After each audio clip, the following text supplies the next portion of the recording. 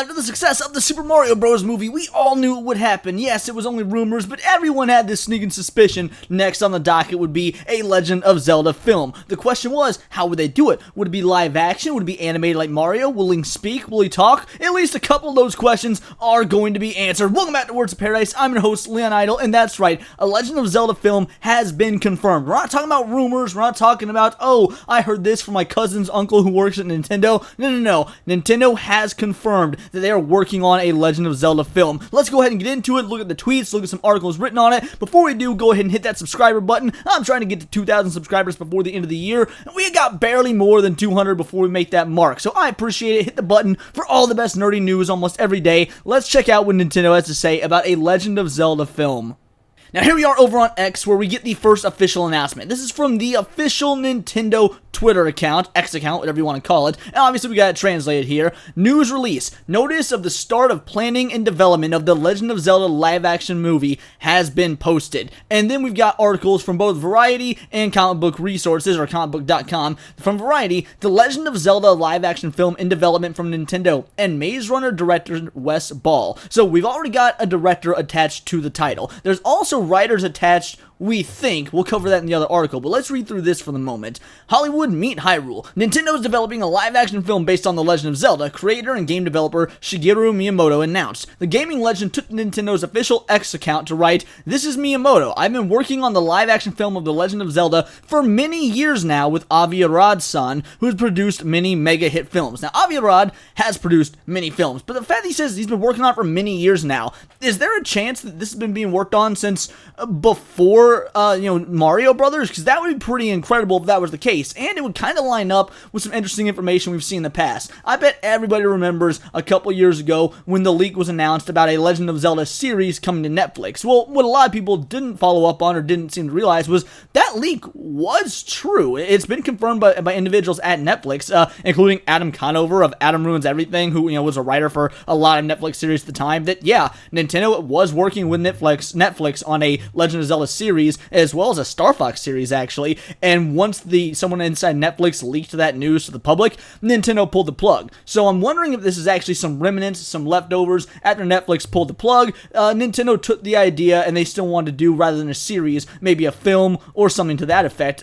So it wouldn't surprise me when he says that he's been working on it for many years. Maybe not always as a film, but there has been Legend of Zelda media in production from Nintendo. So it's kind of interesting that maybe they stopped dragging their feet. They were sort of tossing it around, half-heartedly working on it, and then they saw Mario, and they're like, alright, it's game time. Let's go in there and let's make some films. Let's make billions, because you all know, a Mario movie, 1.26 billion, 1.36 billion. I bet Zelda will do at least the same numbers, if not more, given how it's going to be live action. It says right here, live action film. It's not going to be done in the same animated style. Now, a lot of people might think, well, that's going to mean it will draw less money because it's not going to have the kid-friendly appeal. Well, hold on. If you're doing The Legend of Zelda in live action, you're immediately drawing in the kids, because it's still a Nintendo film. It's still going to be probably PG, but you're also drawing in the Game of Thrones and Lord of the Rings crowd who want to see these sorts of, high fantasy adventures in live action. When you've got Nintendo behind it, you're going to have care. They are so big on protecting their own IPs. Also, there's gonna be a budget behind this. Now, is it gonna look cheesy and CGI and way too kid-friendly? I don't know, but I really do trust, after seeing Super Mario Bros., as well as after seeing things like, the Sonic the Hedgehog movie, Gran Turismo, Warcraft, Detective Pikachu, these other live-action video game adaptations, honestly kill it, both in terms of their quality and at the box office for most of them. Yeah, I think that we're on to something that is massive here. He continued, "I have asked Avi-san to produce the film with me, and we have now officially started the development of the film with Nintendo itself heavily involved in the production." Well, again, no shock there, like what I was saying. Nintendo, very, very protective of their IPs, and you have the 1993 Super Mario Bros. Film to thank for that. "It will take time until its completion, but I hope you look forward to seeing it." Oh, we all look forward to seeing it. After the numbers of Mario, everyone's looking forward to seeing this. People have been wanting something like this.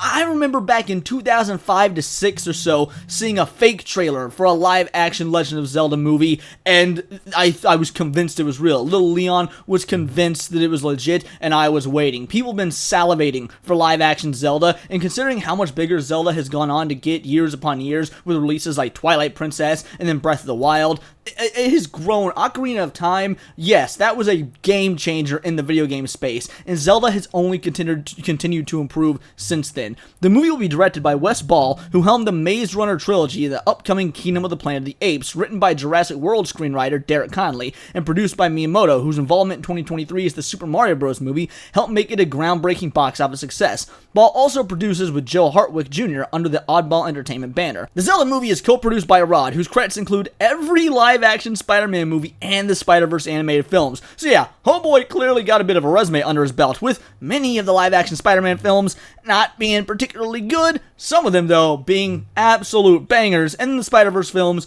I mean, they're beloved by just about everybody. So again, what a very strong resume, a good producer to go with. But then, Wes Ball, who helmed Maze Runner and the Kingdom of the Planet of the Apes, written by Jurassic World screenwriter Derek Connolly. That part, that's worrisome, because the Jurassic World films are garbage. They are crap. That being said, it could be a lot of studio interference, or let's be real, there's no good way to follow up on Jurassic Park. I mean, that should have been a one-and-done movie. Again, the third one's great, but in a so bad it's good kind of way.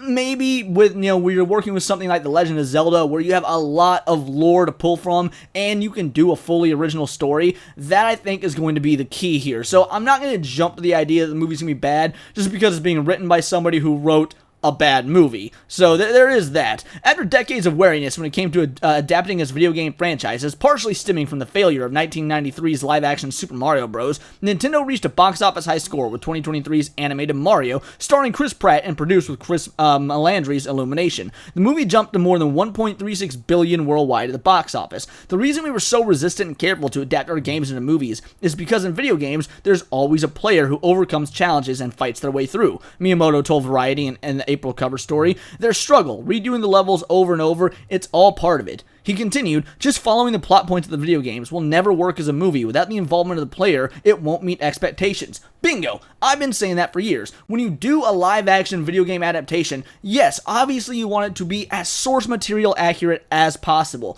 That being said, just following the story one-to-one also won't be as interesting as playing the game, because you can get that story from playing the game with an extra layer of interactivity. So there needs to be something there, something to hook the viewer that will differentiate it from the game and film. Zelda has the perfect opportunity to do this, because Zelda is a non-linear timeline. Almost every game is a completely different story. Yes, you're going to have your sequels. Ocarina of Time has a direct sequel, Majora's Mask, Breath of the Wild with a direct sequel in Tears of the Kingdom, but that's rare for Zelda. So what they can do is make an all-original Zelda story, not adapt any of the games, but do it in the same style as many of the other Legend of Zelda games. Use the same tropes. Link is the hero. Ganondorf is the villain. Zelda is not necessarily a damsel in distress, because in a lot of Zelda media, Zelda is actually out and about doing her own thing and is very integral in defeating Ganondorf and integral on the quest. Again, Zelda's not a Peach. I've said this before in other Zelda videos.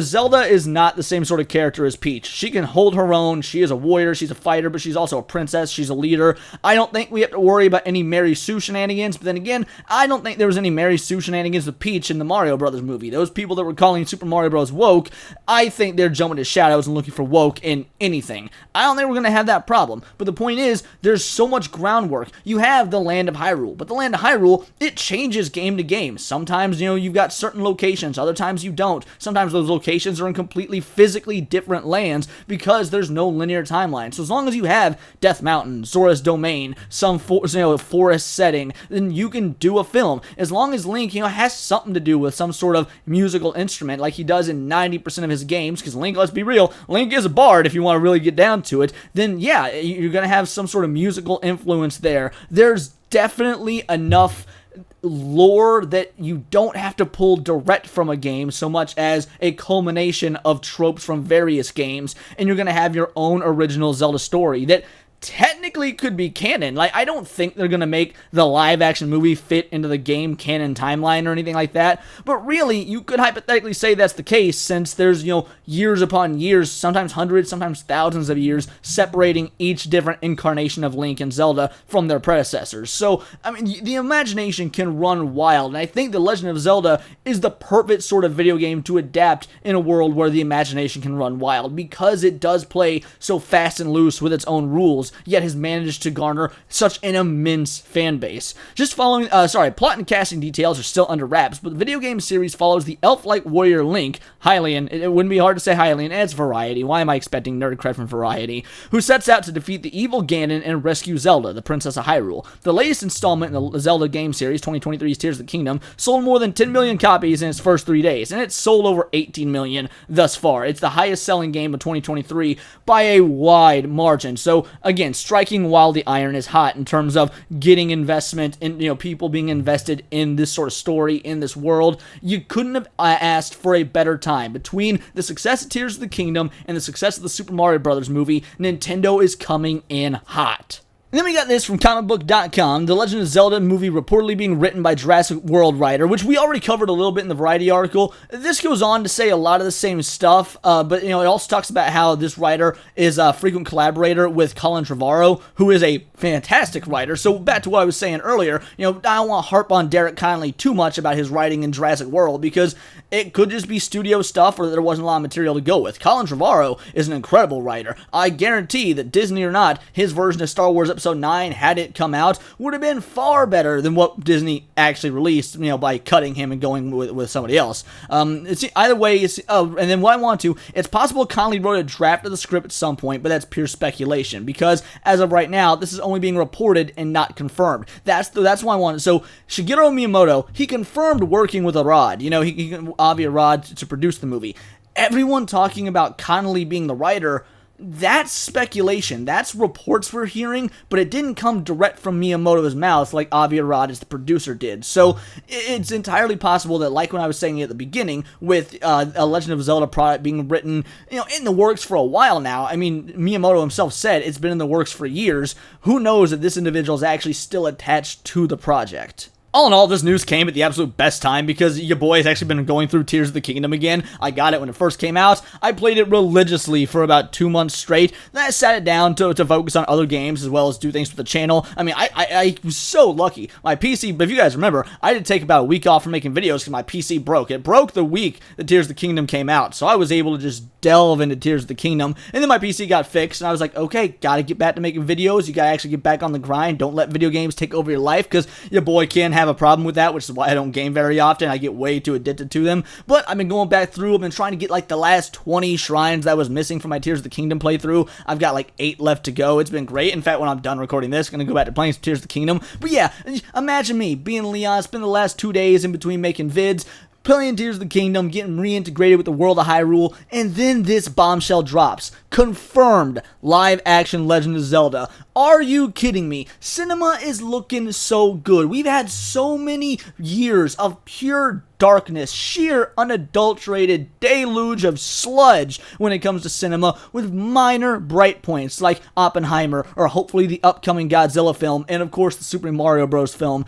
And now, The Legend of Zelda, the holy grail of Nintendo high fantasy nerdy goodness, is getting a live-action adaptation. If you'd have said this in 2006, 2010, whenever things like Resident Evil or Assassin's Creed were coming out, everyone would have groaned because it would have been just disgusting.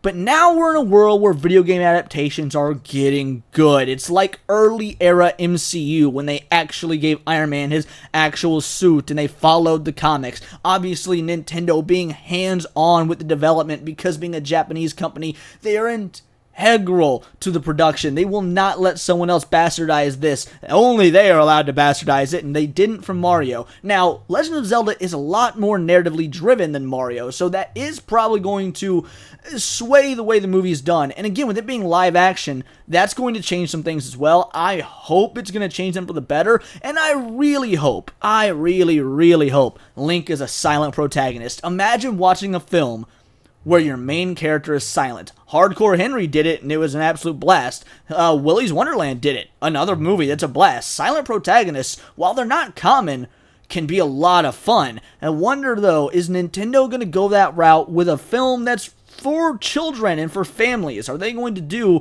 a lead character that doesn't talk?